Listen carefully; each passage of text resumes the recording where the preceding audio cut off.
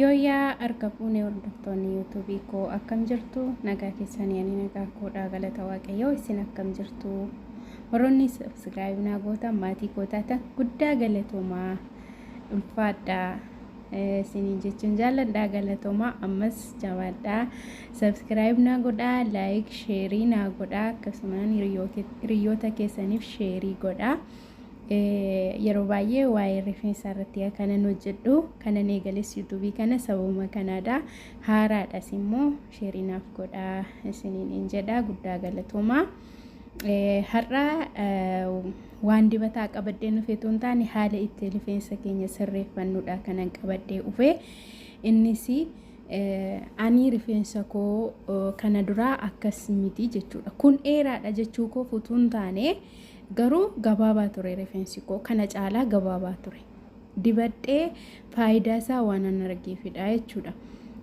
Tokkommoo rifeensi koo akkamitti isinitti himu caafiinsaa qircicci kan jedhee kan nama jibbisiisu ture baay'ee tokko harkaa yoo qabatte illee kan namatti hin tolle sababni isaa farmii dibaan ture yeroo baay'ee farmii kana dibadheera jechuudha sababni isaa ejaan haala sallasuuf gaafan isa dibadhu bakka mushuxii minaamini hin barbaadu jeen sanan dibadha qalal go'e inni immoo mataan irratti balleesse jechuudha. Garuu amma eeggan dibata kana diddibachuu jammaree mataan koo sirrateera jechuudha. Kanaaf gaafa mataa keessan mushuxattan yoo immoo gaafa shaaworii galtanii baatanii rifeensa keessanii akkas godhaa. Namni kamiyyuu rifeensa isaa miiccatee gaafa ba'u jiidhaa masaatti rifeensi keessan jiidhaa masaatti qibaatii kan shittaa hin qabne kan foolii hin qabne fasaashii buqqee mataa keessanii dibadhaa. Caafii isaa immoo vaanzileenii harkatti dibatamu vaanzileenii itti dibaa caafii isaatti. Yoo vaanzileenii hin qabdani ta'e immoo qibaatii maciqaa ta'e qibaatii oqqee jechuudha. Fasaashii utuu hin taane qibaatii oqqee caafii isaatti dibaa. Buqqee mataa keessaniitti qibaatii ciqaa hin dibatina oqqee hin dibatina sababni isaa guddina mataa keenyaa ni orkaa jechuudha. Vaanzileenii iyyuu caafii malee buqqee mataa keessanii hin tuqsisina sababni isaa aqee hin duucha jechuudha mataan keenya akka margine go'a. Kanaaf caafii isaa garuu gaafa dibdanii caafiin isaa kan lakkuu ta'ellee ni badaa jechuudha. Lakkuun sun ni bada inni caafiin isaa lama ni bada akkasuma kan caafiin isaa goggogees immoo deebi'ee mataa ta'ee ni bareeda jechuudha. Kanaaf yoo dandeessan akkasti fayyadamaa isiniin jechuun jaalladha. Ani akkasti fayyadameetanii faayidaa isaa ofirratti argeenidha kananii hojjechuu eegalee jechuudha. Mataan koo kana caalaa akka bareedee waggaa kana akkana caalaa bareedee akkanaaf guddatu immoo abdii guddaan qaba. Haalan amma irra jiru irratti haalan amma mataa koo ilaalaa jiru kanarratti borillee itti fufee yoon akkasti hanga bakka badde mataan koo yoon sirreeffadhee shakkiin qabu ni sirrataa jechuudha. Mataan kamiyyuu hin guddatu jettanii hin dhiisina. Mataan kamiyyuu ni guddata dhugaa rabbii.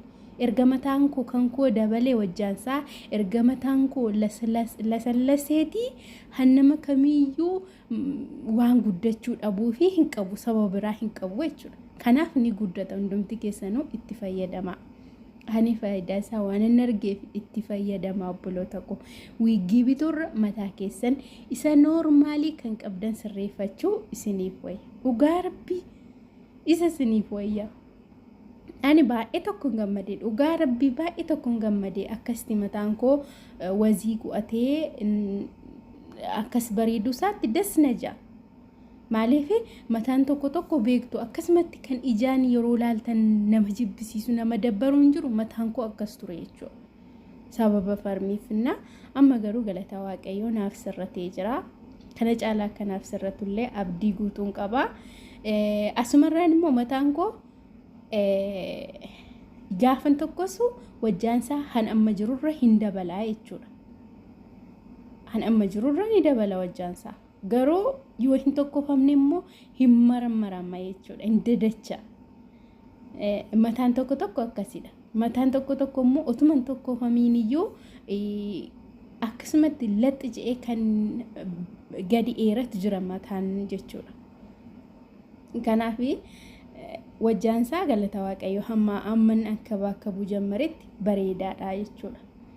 Waziinsaas bareedaadha. Amma kun yaani finfiillee jechuudha. Mushuxiif hin tuqsiifne akkasumatti toora tokko hiikeenidha kan inni isin agarsiisaa jiru jechuudha. Kanaaf itti fayyadama abukaadoo, muuzii, killee, urgoo, qibaatii fasaashii walitti dabaltanii faayidaa guddaa qaba jechuudha. Faayidaa guddaa qaba. Lamma akkuma argaa jirtan kana viidiyoo irratti ni dachaati jechuudha. Mataan koo gaafa sin gadhiistan gaafan tokkos immoo wazii goote qalaliin bareedu jechuudha. Indabala wajjaallee na kanaaf itti fayyadamaa. Faayidaa guddaa qaba dhugaa rabbii itti fayyadamaa. Laayikii godhaa, subscribe godhaa, share naaf godhaa. Guddaa galatoomaa ulfaadhaa.